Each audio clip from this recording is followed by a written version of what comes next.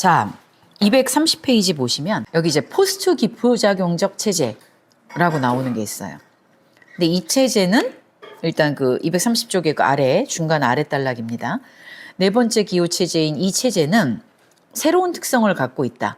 이거는 의미 생성에 대립되고 주체화라는 독특한 기법을 통해 정의된다. 일단 이렇게 얘기했어요.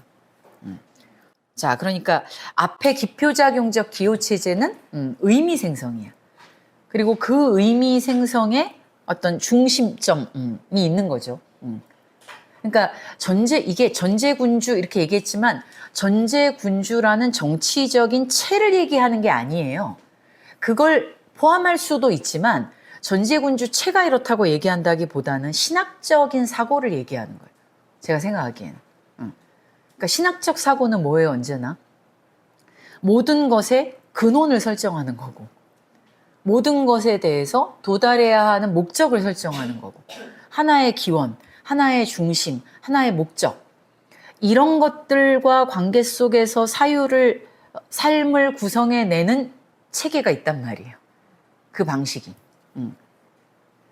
이게 신을 믿고 안 믿고 하고는 상관이 없어요. 신학적 체제란. 그러니까 스피노자가 철학에서 고발한 것도 이 신학적 환상이잖아요.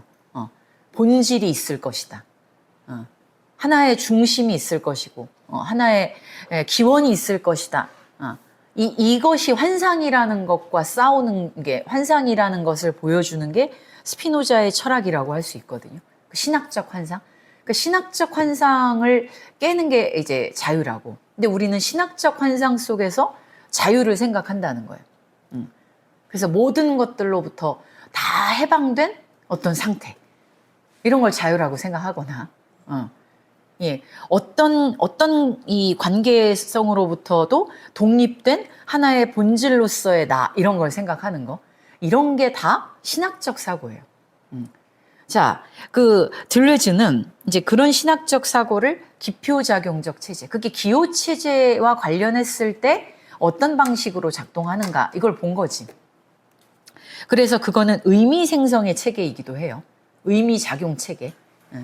의미 생성이라는 말을 우리가 그냥 보통 말하는 의미를 생성하고 이런 말이 아닙니다. 의미가 계속해서 만들어지는 하나의 기원을 가지고 있는 체계가 기표작용적 체계다. 그러니까 여기서의 말하자면 그 주체라고 하는 거는 아까 뭐라고 했냐면 그 요소 중에 하나로 히스테릭한 군중이 있다 그랬잖아요. 사제가 있고 군중이 있다 그랬잖아요. 그 사제든 해석하는 사제든 그 해석에 따라서 이렇게 저렇게 의미를 찾아 휩쓸리는 군중이든 이 존재들은 아직 주체라고 말할 수 없어. 진정한 의미의 주체라고. 이런 또 의미가 이상하게. 진정한 의미라기보다는 그러니까 주체화를 얘기할 수 없는 게 왜냐하면 이들은 언제나 이 집합적으로만 사유되거든. 우리가 주체라고 말할 수 있을 때는 자기의 내면을 가져야 된다고 아까 얘기했잖아요. 자기의 내면을 가지고 나에 대한 너에 대한 나. 이걸 형성할 수 있어야 되는 건데 이제 이거는 모든 것이 왕과의 관계 속에서 그 초월적인 그러니까 신과의 관계 속에서 인간이잖아요. 신이냐 인간이냐인 거지 신에 대해서 너 이렇게 존재하지 않아. 나의 신이 존재하는 게 아니라고. 그러니까 이 신과 나머지 집단과의 관계인데 이제 주체화라고 하는 거는 개별화가 되는 거예요. 그래서 이 후기표작용 체계는 주체화라는 문제를 통해서 정의된다. 그래서 이 체제에서는 모든 것이 이제 내면화가 되는 거예요. 주체는 자기의 내면을 형성함으로써 그리고 그 무엇과 자기를 이제 동일시할 수 있음으로써. 그러니까 우리가 주체화가 된다는 것은 어떤 상태와 자기를 동일시하거나 어떤 뭐 내면과 자기를 동일시하거나 그 동일시한다는 게 아이덴티파이 한다는 거잖아요. 무엇과의 관계 속에서 자기를 아이덴티파이 할 수 있느냐.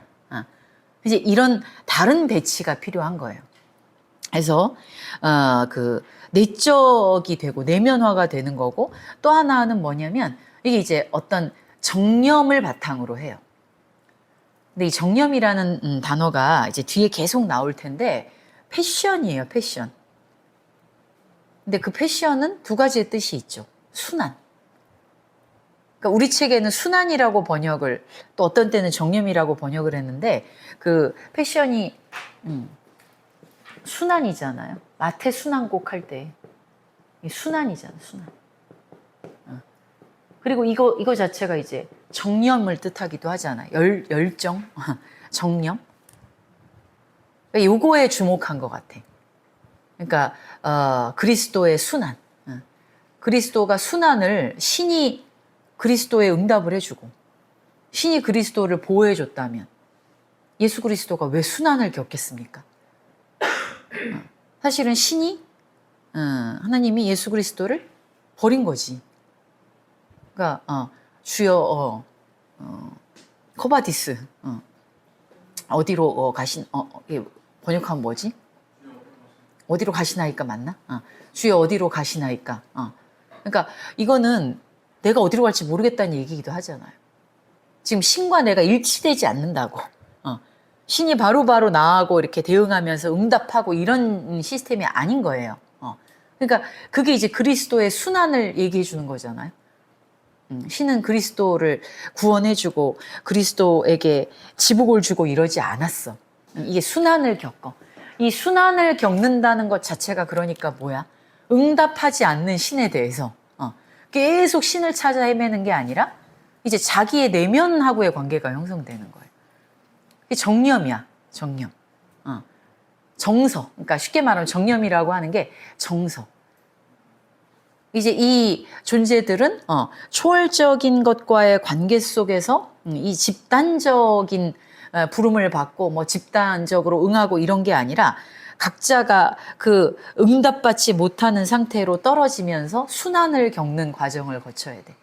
그 순환을 겪으면서 자연스럽게 이 정서가 생겨나죠. 주체화의 핵심에는 그 정념과 어떤 내면화가 있다는 거예요. 그리고 그 신으로부터 떨어져 나온 이탈.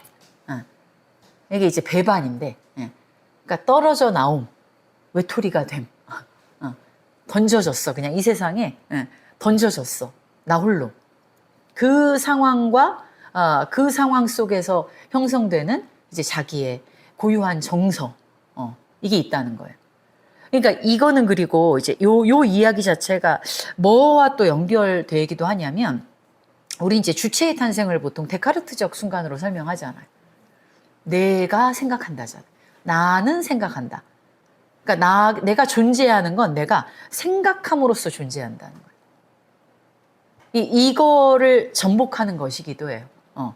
그거에 대한 이 근대적 생각하는 주체, 즉 코기토, 근대적 코기토에 대한 하나의 반론이라고도 할 수 있는데, 이제 뒤에 가면 그 얘기가 나오거든요. 코기토는 정념적이라는 거예요. 그러니까 이것도 되게 스피노자랑 연결되는데, 스피노자에게는 이성과 정서가 동떨어져 있지 않거든요. 이성이라고 부르는 것은 정서를 극복한 상태거나 정서에 반하는 상태가 아니라 이성 자체가 정서의 한 상태예요. 스피노자가 계속 강조하는 게 그거라고. 근데 이제 그 데카르트만 하더라도 데카르트에게 정념이라는 것은 이성을 통해서 극복되어야 하는 무엇이었어요. 근데 이제 스피노자에 오면 이게 완전히 바뀌는 게, 스피노자에게서 그 최고의 상태는 이성이 정서화되는 거예요. 정서가 이성화되는 거. 이기도 하지만 정서가 이성화될 뿐만 아니라 이성이 정서화돼야 되거든요. 그러니까 이성과 정서가 느끼는 실존과 생각하는 실존이 본질적으로 구별이 안 돼. 신체와 정신이 따로 있지 않기 때문에. 그러니까 데카르트가 말하는 그런 사유하는 존재의 코기토, 이거에 대해서 지금 이 주체화를 설명하면서 들려지는 이 코기토는 정념의 코기토예요. 정념적 코기토예요. 그런 철학적 맥락이 중요하게 여기는 들어있다. 일단. 자, 그래서 이제 주체화하는 기호 체계가 도대체 뭐냐라고 했을 때 이제 이 부분에서 방금이 아니라고 글에 처음에 나오는 그 사건의 지점 있잖아요. 궤를 들고 신전이 파괴되고 궤짝을 들고 떠도는 그 유대족에 대한 이야기가 이제 여기에서 다뤄지게 됩니다. 그래서 보시면 일단 230쪽의 맨 아래 자 이렇게 많은 기후 체계가 있다라고 해놓고 맨 마지막 단락에 여기 나오잖아요. 하나의 체제나 기호계를 하나의 민족이나 역사적 시기와 동일시하려고 하지 마라. 그러니까 이 시스템은 이런 기호계, 저 시스템은 저런 기호계가 아니에요. 이 21세기 자본주의에도 기표작용적 기호체계가 작동하는 지점이 있다니까. 자본주의는 탈코드화된 기호체계라고 얘기할 수 있지만 필요할 땐 어떤 지점에서 기표작용적 기호체제를 작동시킬 수도 있어요. 그래서 이게 어떤 기호체계가 하나의 민족, 하나의 시기와 동일시한다고 생각하지는 말아라. 우리가 말할 수 있는 건 뭐냐? 동일한 시기나 동일한 민족에서 특정 언어, 특정 민족, 특정 시기에 특정 체제의 상대적 우위를 보증해 준다는 점뿐이다. 그러니까 특정한 시기에 특정한 어떤 민족에게 특정한 기호체계가 나타난다고 하나의 예시를 보여줄 수는 있어도 그렇게 대응시키는 방식으로는 하면 안 된다는 거예요. 그래서 그 마지막 게 모든 기호체계들은 혼합되어 있고 다양한 내용의 형식들과 조합되어 있을 뿐 아니라 상이한 기호체제들을 조합하고 있다. 그러니까 이렇게 이해를 해야 어떤 시기가 다른 시기보다 좋았다. 어떤 시기가 어떤 시기보다 더 퇴보했다. 이런 이야기를 하지 않을 수 있는 거예요. 앙티오티푸스에서 내내 얘기했잖아요. 이 역사적인 진화론으로서 이 기호체계나 아니면 사회체를 파악하지 말라고.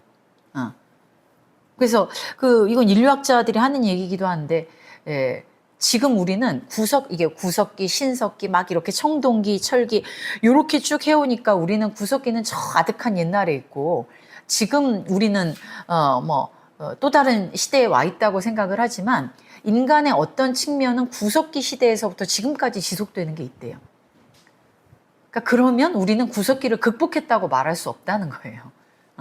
어떤 측면은 구석기 그대로고 어떤 측면은 신석기 그대로고 그래서 지금 우리가 살고 있는 이 시대가 이렇게 이전에 그 구석기 신석기 이런 것들을 다 극복하고 완전히 새로운 시대를 살고 있는 게 아니라고 공존하고 있다고 그게 맞죠.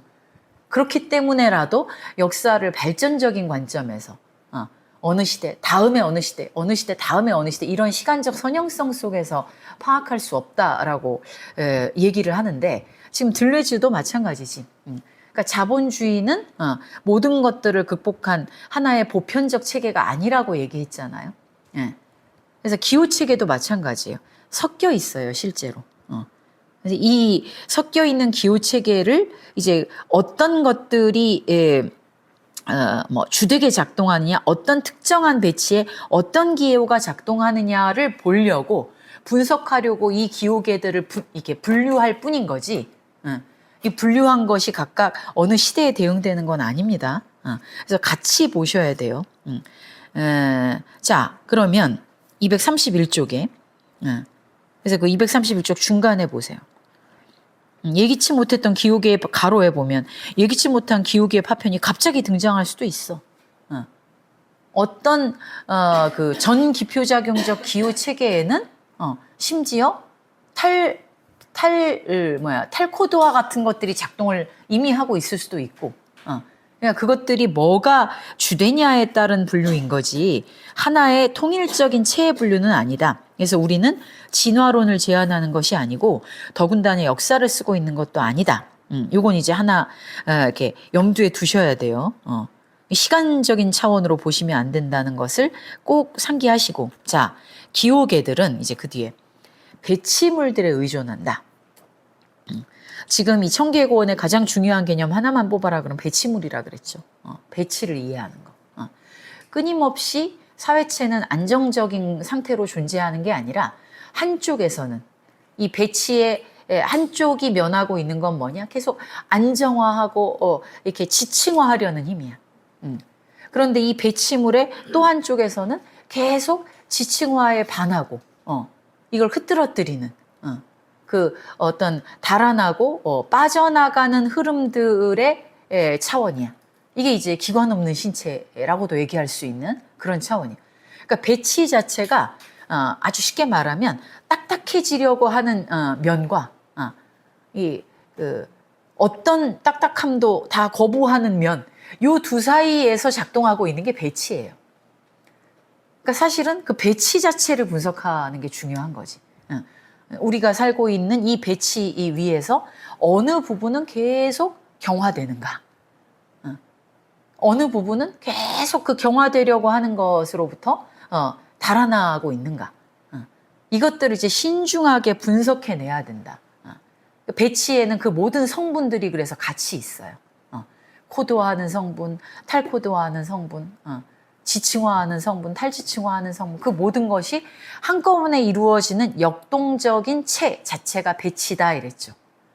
그러니까 사회 그러면 그냥 이게 어떤 안정적인 것으로 있는 것 같지만 배치라는 개념을 떠올리는 순간 그게 그렇게 그 역동성을 가지고 이 체를 봐야 된다. 아시겠죠? 그래서 그 원래 이 배치라는 말이 그 설비, 어레인지먼트가 그래서 지하실에 가면 파이프 설비가 이렇게 있잖아요. 복잡하게. 그리고 설비마다 이렇게 밸브가 있잖아. 이 중간중간마다. 그래서 그것으로 가스가 지나가거나 물이 지나가죠. 그래서 이 아파트의 뭐 수도관 설비를 한번 생각을 해보세요. 상하수도 설비. 그 상하수도 설비가 우리가 먹는 물부터 변기를 내리는 물까지가 그 상하수도의 복잡한 설비 속에 같이 공존하는 거예요. 그러니까 우리도 그 설비 체계의 하나지. 왜냐하면 그 상수도의 물을 마시고 뭐 어떻게 됐든 어쨌든 그 물이 우리에게 들어가잖아요. 그리고 빠져나오고 그게 변기를 통해서 이 아파트에 또 그 상하수도 설비 체계로 또 빠져나가지.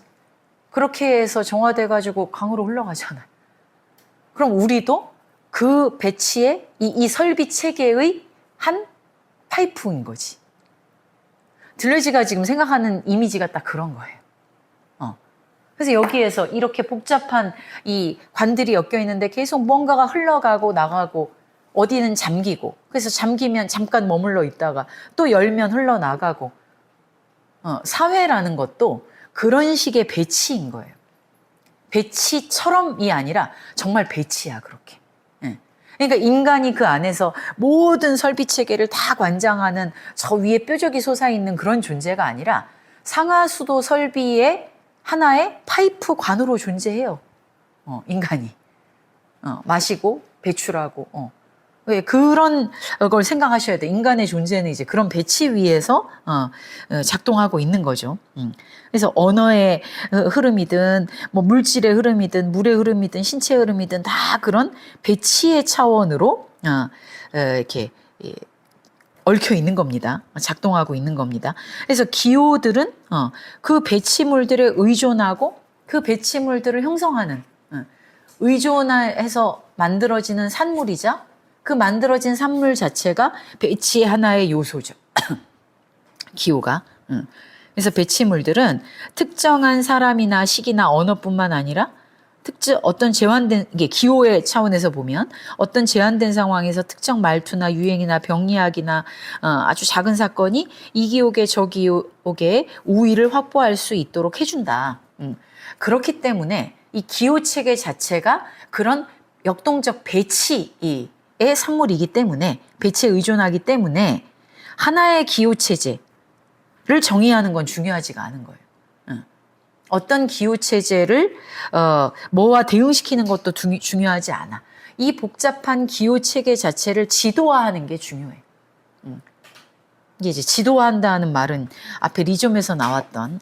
그래서 우리는 그 지도들을 뒤집을 수 있고 좌표와 차원을 보존할 수 있고, 그러니까 지도를 구성하는 건 지도라는 게 어떤 이게 그 지도를 그릴 때 옛날 생각해 보시면 이제 이렇게 척도에서 이렇게 지형도를 그린 다음에 그걸 다 기호로 표시하잖아요.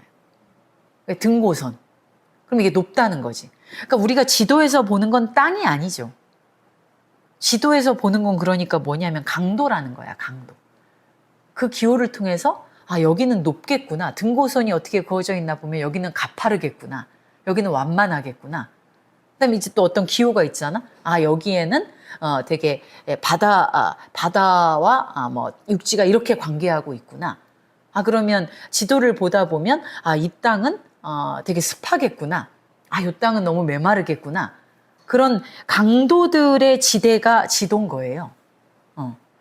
지도를 보면서 이 땅이 얼마나 넓은지, 지도는 다 왜곡돼 있지. 땅이 넓고 큰 걸 보는 게 아니지. 어느 나라가 어디에 위치해 있다, 이것도 사실은 지도의 본질은 아니지. 지도는 땅에 대한 카피가 아니라 그랬죠. 땅에 대한 카피가 아니라 이 어떤 강도의 그 표라 그랬죠. 그 리좀에 나왔던 이야기입니다.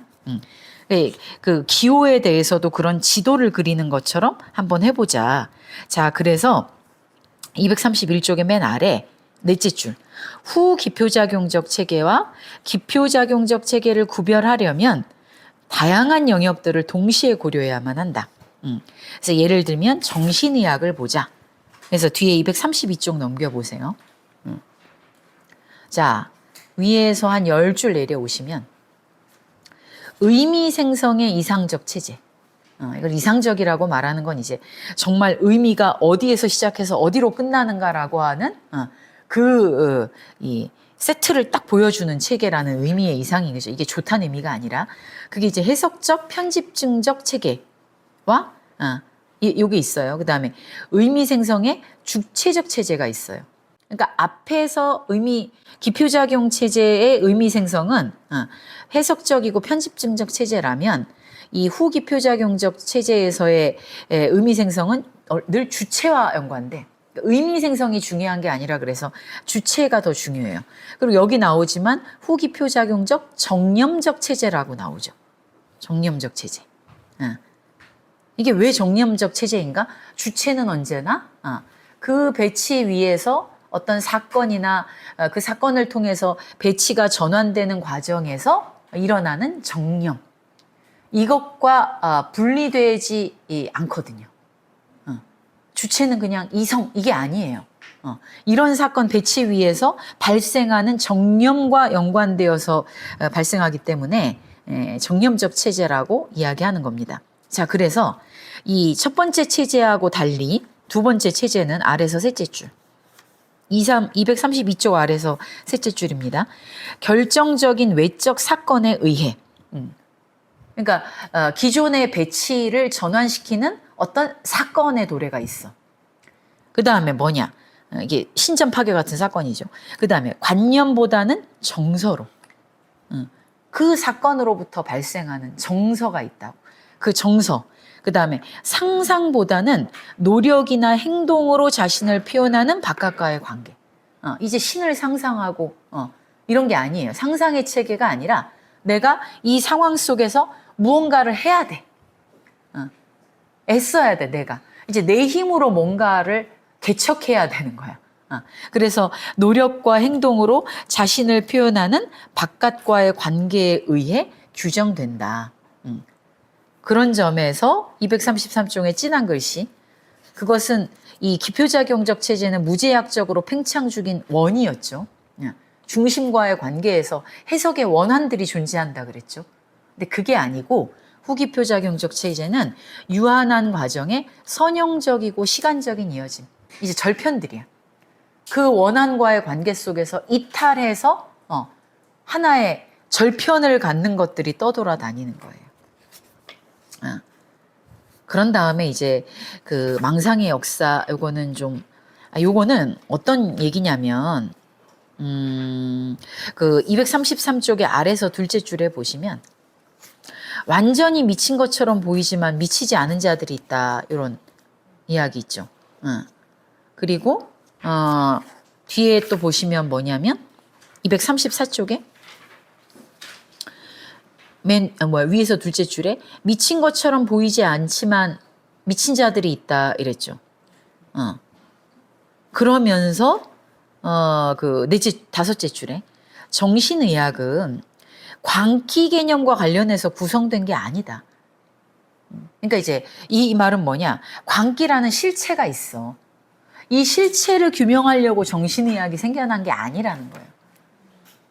우린 이렇게 전도된 생각을 가지고 있는데 뭔가가 있어서 그 있는 것이 무엇인지를 규정하기 위해 지식이 필요했다 이렇게 생각하잖아요.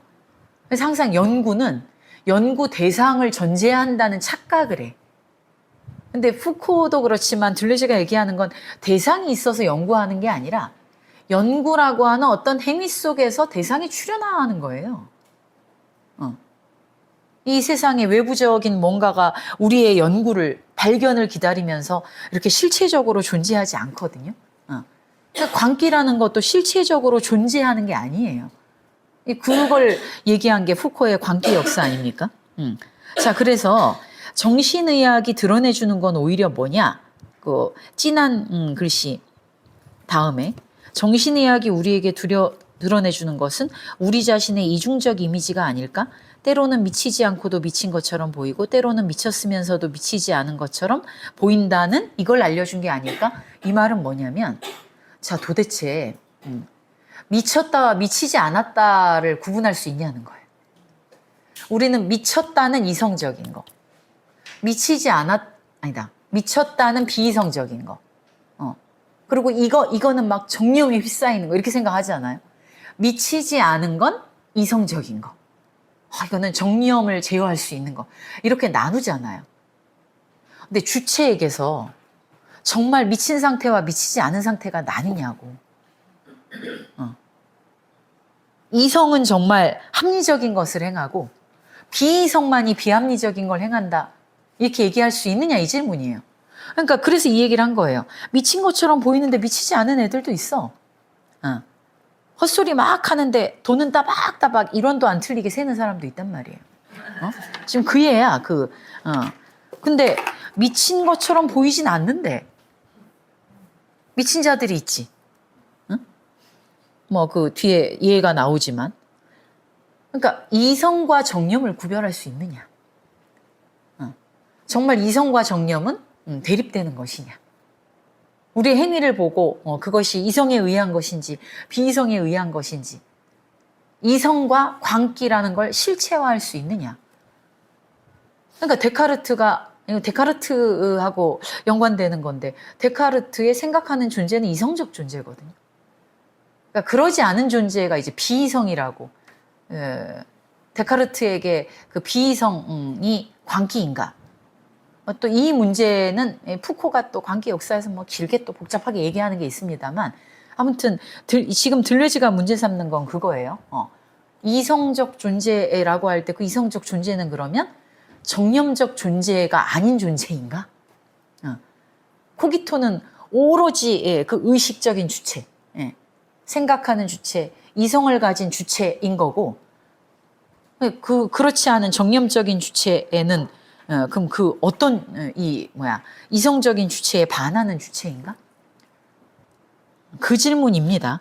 그래서 정신의학이 우리에게 드러내준 거는 광기가 뭐다가 아니라 주체를 이성, 비이성 이걸 가지고 이렇게 딱 나눌 수 있을까? 이걸 보여줬다는 점에서 정신분석학은 데카르트를 넘어간 거지. 자, 그래서 이제 그런 얘기를 하려고 무슨 관념적 망상 이런 얘기를 한 거고요. 옆에 이제 235쪽에 보시면 자, 따라서 우리가 기표작용적이고 편집증적인 두 번째 단락입니다. 전제군주적인 기호체제와 이제 우리는 주체적이고 정념적인 후기표작용적 권위주의적 체제를 구분하려고 한다. 이 전제군주하고 다르게 이제 권위주의라는 거는 어떤 하나의 중심은 아니지. 하나의 중심이 아니더라도 주체적이거나 정념적인 게 아예 어떤 중심이 없는 건 또 아니에요. 자, 그래서 어떻게 이게 이루어지느냐 하면 우선 무슨 일이 벌어지는가? 어떤 사건이 있어야 된다 그랬죠. 어떤 사건에 의해서 진한 글씨. 원형으로 퍼져나가는 그물망으로부터 하나의 기호나 기호 다발이 떨어져 나와야 돼요. 그 중심과 관련된 어떤 기호의 덩어리들 중에 뭔가가 파편으로 탁 떨어져 나와야 돼. 그게 이제 신전이 파괴되고 괴짝을 들고 나오는 이 사건하고 맞물리는 거죠. 그래서 이 기호는 이제 더 이상 중심과의 관계에서 작동하지 않아요. 완전히 떨어져 나왔잖아. 내가 가지고 있는 건 파편이라고. 그렇기 때문에 기호는 스스로 작동하고 좁게 트인 길을 따라가듯 이제 중심과의 관계에서 계속 돌아가는 원환의 형상이 아니라 계속 이동하면서 직선으로 펼쳐집니다. 이미 기표작용적 체계에는 도주선, 탄령토화의 선이 그어져 있고 이 선은 탄령토화된 기호들의 고유한 지표를 넘어서 있다. 하지만 기표작용적 체계에서는 그거에 가치를 부여했죠. 그러니까 거기에도 달아나는 애들이 있었잖아요.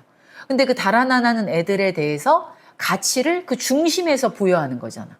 그런 점에서 달아나지만 다시 중심화가 되는 거죠. 그런데 비해서 이 후기표작용적 체제에서는 이 달아나는 선 있잖아. 떨어져 나온 선. 그 떨어져 나온 선은 이제 더 이상 부정적인 기호, 중심에 대해서 적대적인 의미를 부여받지 않아요. 얘는 이제 긍정적인 기호를 받고 실제로 자신의 존재 근거나 목적을 발견하는 모든 사람에 의해 점유되고 추구되는 것처럼 보인다. 이제 이거는 뭐야? 나는 나야 이렇게 되는 거지.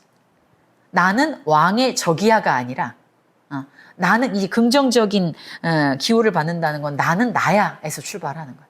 포지티브하게, 적극적으로.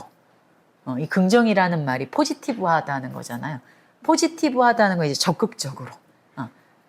나는 왕의 적이야. 이건 네거티브한 거잖아요. 근데 나는 나야. 이게 포지티브한 겁니다. 그래서 이제 자신의 존재 근거나 목적을 발견하려는 사람들은 그 파편에서부터 시작을 하는 거예요. 이제 자기가 자기와의 관계를 만들어 나가는 거죠. 원한과의 관계로 계속 흡수되는 게 아니라.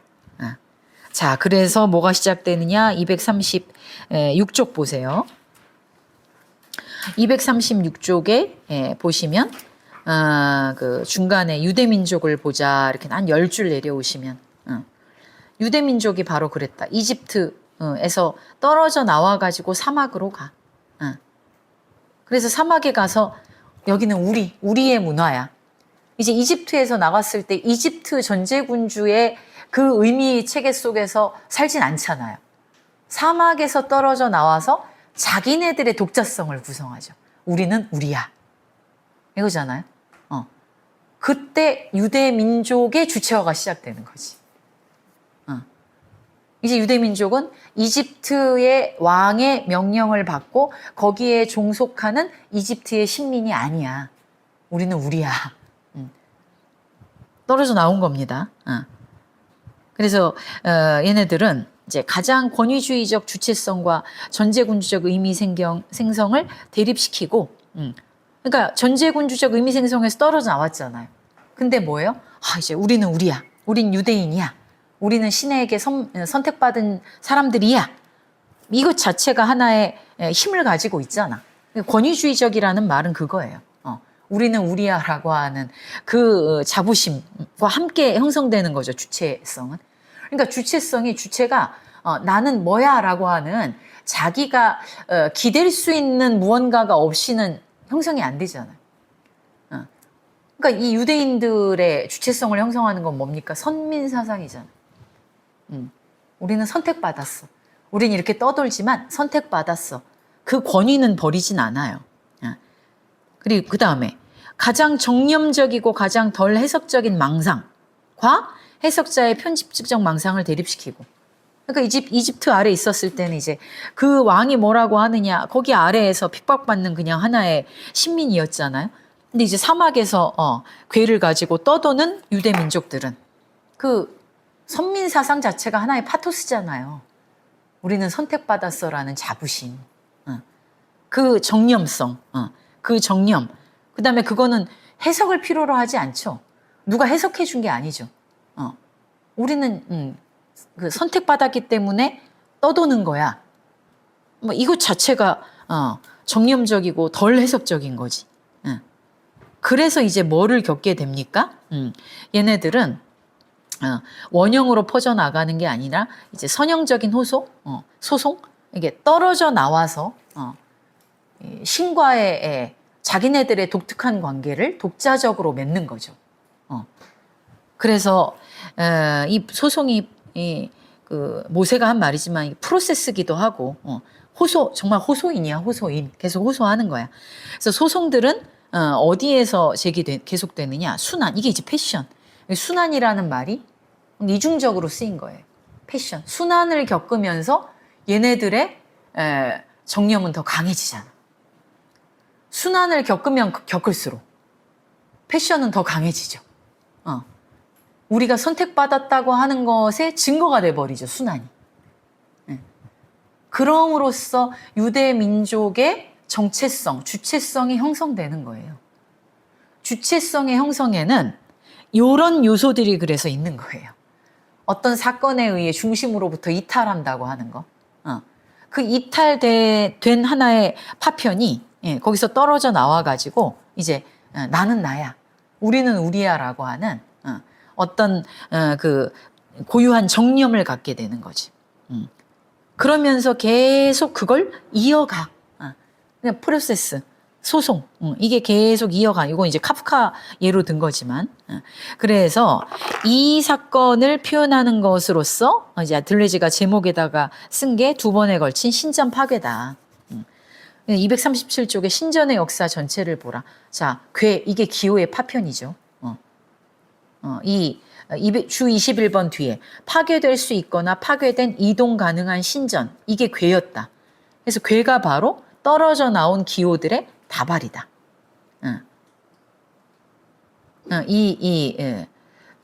불가능하게 된 그것은 기표를 위협하는 모든 위험들을 짊어지고 있는 동물, 즉 희생양이 점유하고 있는 전적으로 부정적인 도주선이다. 그러니까 일단 내가 나야라고 하는 이게 없이 일단은 1차적으로는 부정적 도주선, 희생양으로서 시작은 한 거예요. 그러니까 지금 과정을 보여주는 거니까. 자, 그래서 가장 탈영토화된 선을, 그 아래 희생양의 선을 따라야만 하는 것은 바로 우리다. 이 유대인들. 근데 우리는 이제 그 선의 기호를 바꿔. 얘네들이 이렇게 떨어져 나왔으니까 쟤네들은 그 명령을 어긴 자들, 쟤네들은 쫓겨난 자들, 추방당한 자들이잖아. 근데 추방당했다고 하는 것은 여전히 중심과의 관계에서 부정적으로 남아있죠. 그게 아니라 이걸 바꿔야지. 우리는 추방당한 게 아니라 우리의 신이 우리를 선택한 것이다. 이렇게. 자, 그래서 이 부정적인 선의 기호를 바꿔. 뭘로? 주체성의 긍정적 선으로. 우리는 선택받았다. 그리고 그것으로서 우리는 순환을 겪는다. 선택받았다는 것과 이제 순환을 겪어야 하는 그 파토스, 이것을 중심으로 우리라고 하는 정체성을 형성하게 되겠죠. 그래서 우리는 중심의 희생양이 아니야. 굳이 희생양이라는 표현을 쓰면 우리는 우리 자신의 희생양. 우리가 우리를 추방한 거야. 이게 주체화예요. 그러니까 이제 아주 간단하게 결론부터 말하면 주체화라는 건 뭐냐? 너 커가지고 훌륭한 사람이 되라. 공부를 잘해가지고 좋은 대학을 가라. 어떻게 살아라. 이런 걸 하지 말아라. 온갖 명령들이 있었잖아요. 그래서 어느 지점까지는 내가 엄마가 하라니까 하고 하지 말라니까 안 하고 선생님이 하라니까 하고 하지 말라니까 안 하고 이렇게 살았어. 그런데 이제 머리가 컸어. 머리가 커가지고 내가 그 기호의 다발들로부터 나의 기호들을 가지고 떨어져 나오지. 이제 그 사춘기잖아. 왜 사춘기가 돼가지고 이제 자기가 그 엄마의 명령이나 선생님의 명령에 따라서 뭔가 행위를 구성하려고 하지 않죠. 그렇게 하려고 하지 않으면서 나는 나야, 내가 왜 말을 들어야 돼? 이러면서 이제 중이병도 요즘은 아니라고 하던데 중이병이 생겨나는 거잖아. 주체가 형성되기 시작하는 거야. 요게. 그렇게 주체가 형성되는 게 그게 뭐예요? 나는 내가 알아서 할 거야. 공부를 해도 뭐 내가 하고 안 해도 내가 하고 나는 나의 자유가 있어. 이러면서 자기가 자기에게 이제 명령하는데 사실은 그 명령이라는 게 새로 만든 명령들이 아니죠. 엄마의 말이거나 선생님의 말이거나 국가의 말에 해당하는 것들을 자기 안에 내면화한 것과 막 그의 저항과 이런 것들이 막 뒤섞여 있는 말이지. 그러니까 이런 식으로 사춘기에 어떤 주체가 형성될 때 이게 뭐 꼭 그때 주체가 형성되는지 알 수 없습니다. 하나의 예를 들어서 그런 방식으로 자아가 형성될 때, 주체가 형성될 때 그 주체는 이성적인 생각하고 의식을 가진 주체가 아니야. 그렇게 드디어 하나의 중심으로부터 떨어져 나와서 나는 나야라고 하는, 그리고 그 나에게 명령하는 것들에 대한 반감과 동시에 자기에 대한 어떤 사랑, 이런 것들로 막 이렇게 가득 차는 거잖아요. 그러니까 그런 주체화인 거예요. 주체화는 그러니까 언제나 정념적인 거예요. 그리고 자기가 자기에게 뭘 하더라도 자기가 하고 자기가 안 하고, 그러니까 그 모든 명령으로부터 자유로워졌다기보단 명령이 사실은 내면화된 거지. 그래서 그것이 원래 명령이었다는 걸 까먹는 거지. 그러니까 신이 사라진 건 아니야. 근데 이제 신이 있다고 생각하는 신전이 파괴된 이후에는 그 신의 말씀이 각각 가지고 다녀야 되는 자기의 이 괴가 된 거야. 즉 내면이 됐다는 거예요. 이것이 주체화예요. 그래서 어떤 그 명령 체계들을 내면화함으로써 주체가 형성되는 거죠. 그러니까 주체는 뭐예요? 누구야? 학생 그럼 네 답할 수 있는 거죠. 거기 시민 그러면 네, 자기를 시민으로서 위치시킬 수 있는 게 주체잖아요.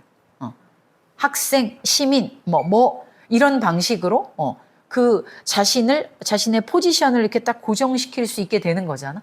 우리는 그때 내가 명령받아가지고 억지로 그 학생 그러면 네라고 한다고 생각하지 않잖아요. 그런데 이것이 그 명령을 받진 않지만 그 명령을 받지 않는다 그래서 근데 어떻게 그러면 나는 네라고 얘기할 수 있어?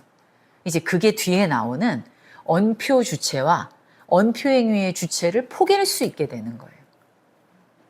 지난번에 얘기했죠? 언표 주체는 뭐예요? 문장의 주어. 나는 굳게 다짐한다. 근데 나는 굳게 다짐한다 그래도 뒤에서 딴짓할 수 있어. 다짐하는 거랑 반대되는 행위를 할 수 있잖아요. 그런데 우리가 이제 나는 굳게 다짐한다 하면서 그 말을 발화하는 나, 언표 행위의 주체. 이제 이걸 점점 일치시켜 가는 거지. 그리고 이것이 어긋나는 것에 대해서 뭘 느껴? 양심의 가책을 느끼는 거지. 그래서 언표 주체의 자기를 포개. 그러니까 학생은 이런 짓을 하면 안 된다 라고 하는 말에 학생이라는 그 주어를 여기에다 자기를 포개잖아. 행위하는 자기를 포개잖아요. 그러니까 내가 어떤 행위를 하려고 할 때 그럼 어떻게 돼요? 학생은 이런 행위를 하면 안 되는데. 그래서 안 하게 돼. 아니면 학생은 이런 행위를 하면 안 되는데 내가 했어. 내가 학생으로서 잘못된 걸 했구나라고 가책을 느끼게 돼. 이게 주체예요. 주체라고 부르는 건 그래서 이중적이야 언제나. 언표 주체와 언표행위의 주체는 일치하지 않거든요. 이거 두 개를 포개면서 일치시키려고 하는 거야. 일치시키려고 하지만 이거는 포개지지 않아.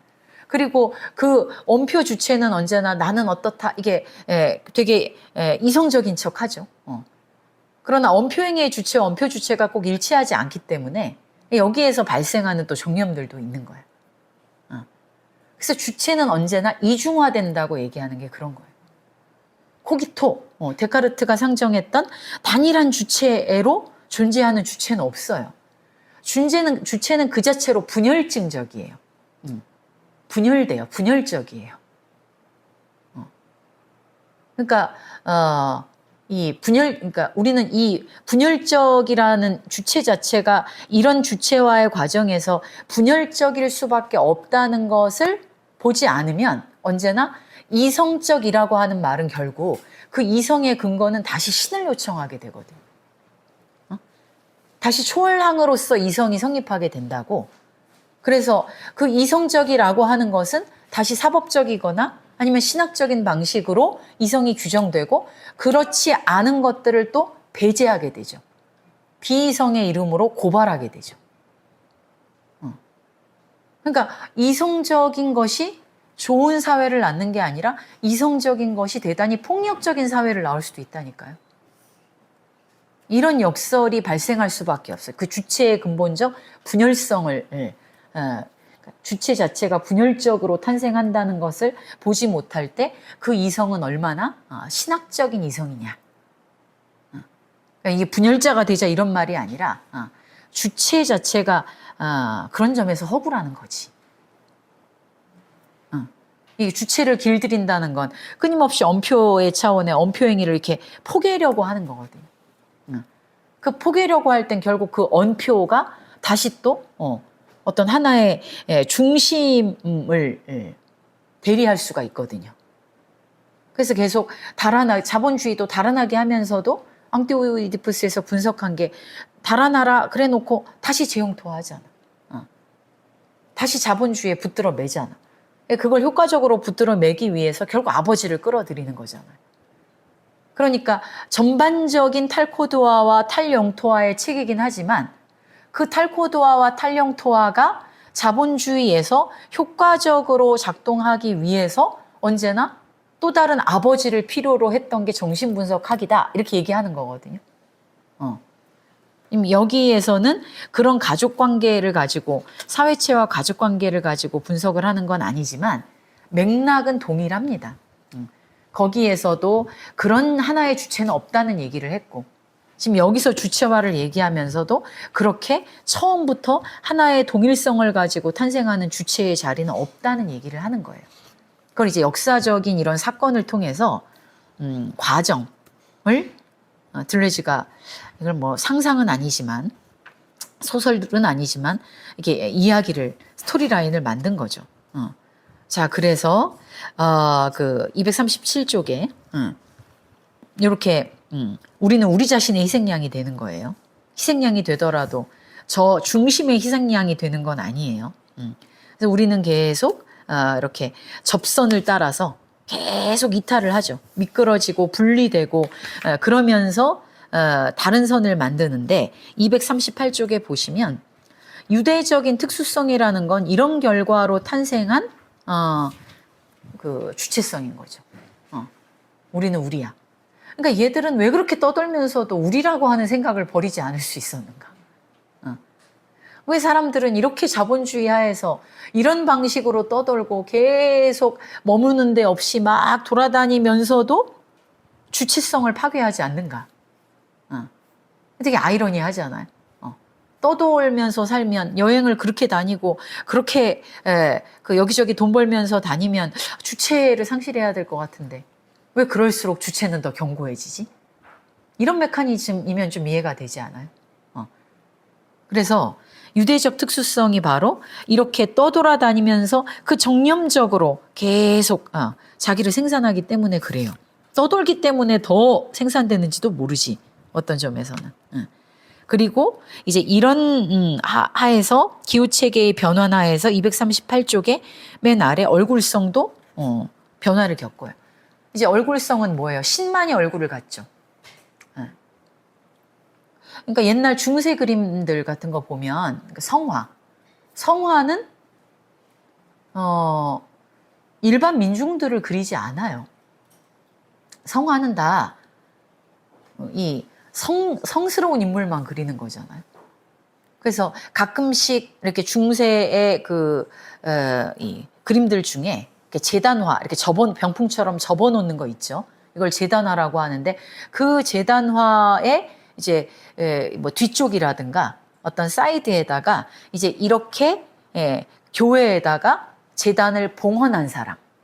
우리가 이 불교 절에다가 시주하고 막 이러듯이 교회에다가도 봉헌을 해요.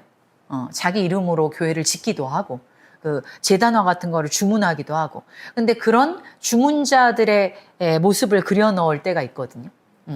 그렇더라도 그거는 언제나 어떻게 그려 넣느냐? 그 예수 그리스도의 어떤 삶이라든가 이런 스토리의 한 인물로 그려 넣어요. 아주 많은 경우. 그러니까 이 얼굴이라는 게 언제나 신의 얼굴로서만 존재를 하거든요. 나의 얼굴은 그렇지 않으면 얼굴을 가질 수가 없어. 그런데 이제 이런 주체적인 체계, 이런 기호 체계에서는 얼굴성도 변화가 돼. 어떻게 변화되느냐? 이제 앞면이 아니라 옆면을 보여준다. 옆면, 얼굴을 돌린다, 배반한다. 여기가 나오죠. 이거 얼굴성에 가면 다시 나와요. 얼굴성에 가면 다시 나오지만 이제 이 중에 얼굴 돌리기라는 건 뭐냐? 외면한다는 거예요. 여기 표현된 대로 외면. 그러니까 신을 똑바로 정면으로 마주 봐야 된다.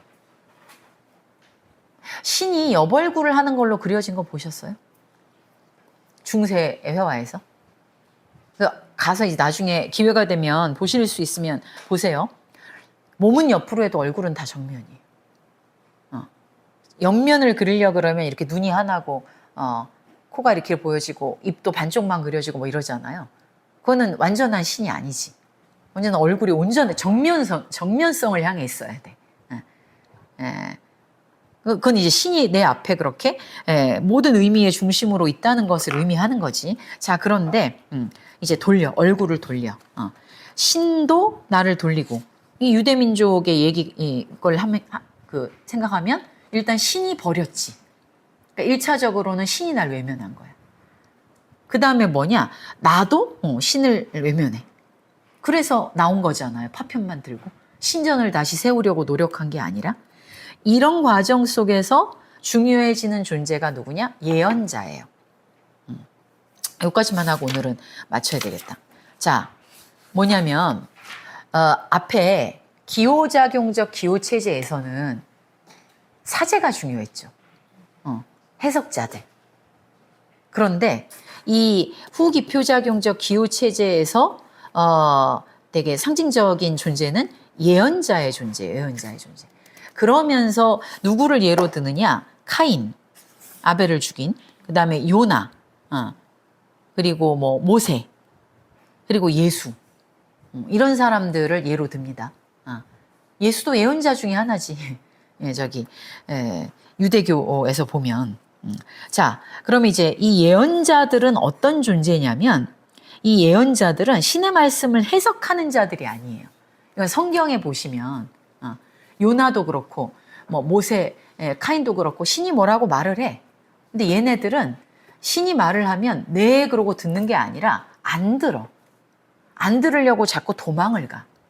아니면 뭘 말을 했는데 제가 말을 못해요. 뭐 이렇게 얘기를 하거나 이게 다 신의 말을 거역해.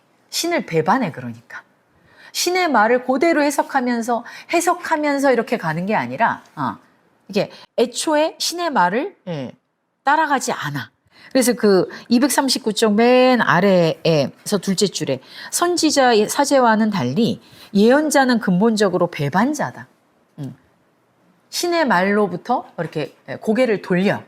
그래서 이 체제를 배반의 체제. 그 몇 줄 위에 보시면 배반의 체제라고 하는 거거든요. 근데 아이러니한 게 뭐냐면 예언자는 요나가 그래서 신의 말을 안 듣고 가라는 대로 안 가고 저는 못 가요 그러고 막 돌아서 반대로만 해. 반대로만 하는데 궁극적으로 그게 신의 명령을 가장 잘 이루어주는 결과가 돼. 자, 이게 이제 무슨 얘기냐면 우리가 아까 제가 얘기했잖아요. 나는 엄마 말을 안 들으려고 해. 엄마 말을 안 들으려고 하고 선생님 말을 안 들으려고 막 도망을 가. 도망을 가서 내가 막 하고 싶은 대로 뭘 했다고 생각을 해. 근데 그게 사실은 엄마의 말과 별로 다르지 않은 경우가 있잖아. 내가 막 달아나서 하지 말라는 것만 골라서 하고 이렇게 인생을 살았는데 결국 엄마가 말한 거를 내가 혼자서 실현한 꼴이 되는 그런 경우야. 그러니까 이건 왜 그러냐면 신이 이제 내면화가 됐다는 얘기를 이렇게 표현하는 거예요. 신의 말로부터 계속 달아나는데 자기가 주체적으로 행한 행위가 신의 말을 가장 잘 들은 결과로 나타나는 거지. 이 얘기입니다. 지금 막 무슨 신이 원했던 것보다 이건 스토리를 그대로 가지고 온 건데 이렇게 주체화하고 이게 도대체 무슨 의미가 있느냐. 신도 나를 버리고 나도 신을 버리고 서로 외면하면서 그러면서 막 도망가는 것 같은데 그 도망간 자리가 신이 애초에 명령했던 자리임. 그러니까 이게 이제 근대는 신이 사라진 시대라고 얘기하잖아요. 신이 사라진 시대에 주체가 다 자기의 욕망에 따라서 막 자기의 행위를 하는데 신이 사라진 게 아니라 사실은 뭐예요? 신의 자리를 다른 게 대체했을 뿐이라는 게 니체 얘기 아닙니까? 신의 자리를 역사가 대체하고 뭐 자본이 대체하고 화폐가 대체하고 뭐 이랬다는 거잖아요. 그러니까 우리는 저 중심으로부터 굉장히 많이 달아난 줄 알았는데 사실은 달아났다고 생각하는 그 자리가 신이 원래 말했던 것을 내 스스로가 잘 구현하게 된 결과로서의 자리. 이것이 내면을 갖게 된 주체의 형성인 겁니다. 그러니까 푸코식으로 말하면 이제 예속적 주체. 그러니까 푸코가 분석한 거 있잖아요. 내가 학교에 가가지고 내가 능동적으로 앉아서 능동적으로 국어 시간에 국어 공부하고 수학 시간에 수학 공부하고 능동적으로 도시락 먹고 능동적으로 친구하고 사귀었는데 그 능동적인 과정 속에서 너무나 선생님 말씀 열심히 듣고 되게 내가 능동적으로 한 거잖아요. 내가 능동적으로 한 건데 규범적인 인간이 딱 양산돼 있는 거잖아요. 그런 거죠. 무슨 초월적인 어떤 거에 말을 듣고 한 게 아닌데 가장 능동적으로 산 존재가 가장 열심히 산 존재가 가장 예속적인 주체가 되는 이 아이러니 같은 거. 그게 이거예요. 그러니까 이제 주체화라는 것은 그런 방식으로 어떤 이제 뒤에 나오겠지만 어떤 기준점과의 관계 속에서 자기를 형성해 자기를 형성하는 그 과정이 이게 무슨 뚝 떨어진 이성적이고 의식적인 주체로서 시작하는 게 아니라 그 복잡한 관계에서 무엇을 기준점으로 형성하느냐 그리고 그 관계에서 어떤 순환을 겪느냐 즉 어떤 정서적인 부침을 겪고 어떻게 정서적 관계를 형성하느냐의 결과로서 형성되는 게 주체다. 그래서 코기토적 주체가 아니라 정념적 주체인 거예요. 일단 여기까지 아시면 됩니다. 그래서 그 뒤에 이제 보시면 뭐 주체의 선형적 과정 뭐 이 얘기가 쭉 나오고 그 중간에 갑자기 좀 책이 나왔다가 그 247쪽에 보시면 아래 맨 마지막에 이제 중간에 조금 막 이렇게 이러저러한 얘기가 나오는 건 그냥 빼고 읽으셔도 크게 맥락에는 상관이 없어요. 맥락을 도와주려고 이야기한 건데 이 내면적인 것을 어떻게 구성하느냐를 얘기하려고 책 얘기도 나오고 막 이러는 겁니다. 그래서 아래 247쪽 맨 아래 단락 보면 자 정념적 체제 주체와의 체제 안에서 어떻게 주체가 탄생하는가가 지금 내가 얘기한 거다.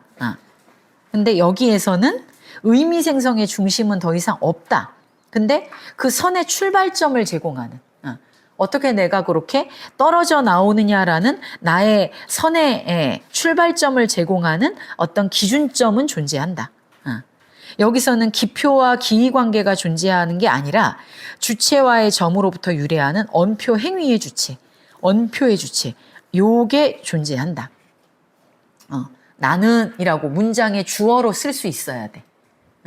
그리고 그렇게 문장의 주어가 말하는 문장 밖에 있는 나, 언표행위의 주체와 이제 일치한다고 하는 어떤 가정들 이런 것들이 이루어지게 됩니다.